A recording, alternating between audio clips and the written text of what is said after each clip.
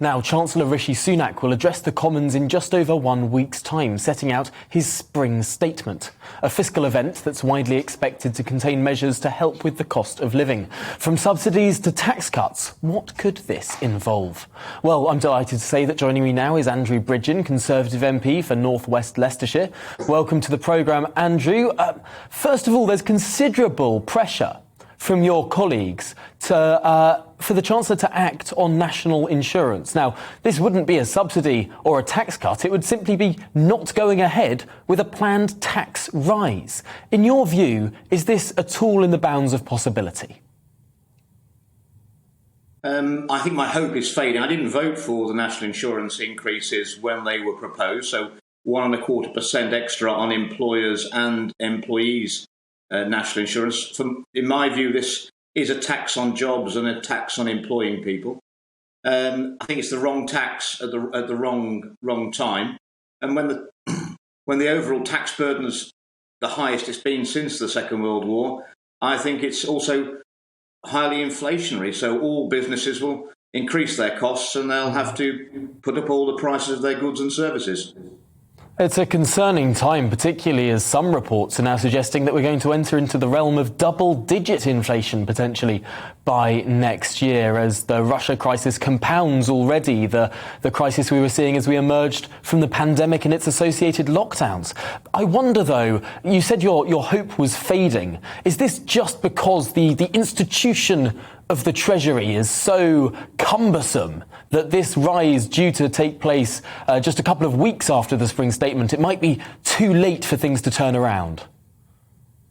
Yes, well, my experience of legislation and government is that when policies are announced, they're like meteorites heading to Earth. And if you can spot them a long way off and give them a tap, you can divert them away and stop them impacting. But I'm afraid it looks as if this one's coming through the atmosphere and is about to hit us, and it's probably too late to change it now with all the preparations that have been made to accommodate these national insurance increases. And one thing I'm really concerned about, Tom, is actually where this extra 12 or 14 billion pounds a year of taxpayers' money is supposed to go. It's going to go into the NHS for a few years to get rid of the NHS waiting list backlog, apparently, and then it's going to miraculously come back out and be put into social care. Well, in my experience, I've never known any money that went into the NHS or ever come back out again or be available for redistribution. So I actually am fundamentally concerned about the policy overall. Certainly, it would be a very brave Chancellor who'd take £12 billion out of the NHS in order to put it into social care in a few years' time, as is the plan. I wonder, though, moving on from national insurance, what else might be in the Chancellor's toolbox? What might he be able to do to help ease that cost of living? Well, I think the government should take some very drastic steps. We're effectively in a wartime economy, and at times I think we're very close to actually being in a wartime situation, given everything that's going on in the Ukraine.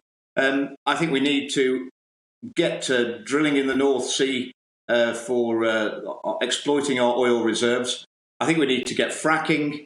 We need to get on with the modular nuclear reactors as we are doing.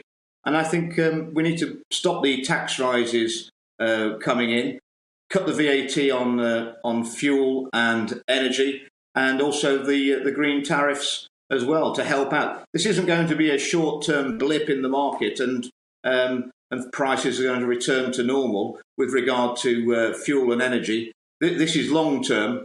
As long as Vladimir Putin remains in the Kremlin, those restrictions on trade are going to stay in place.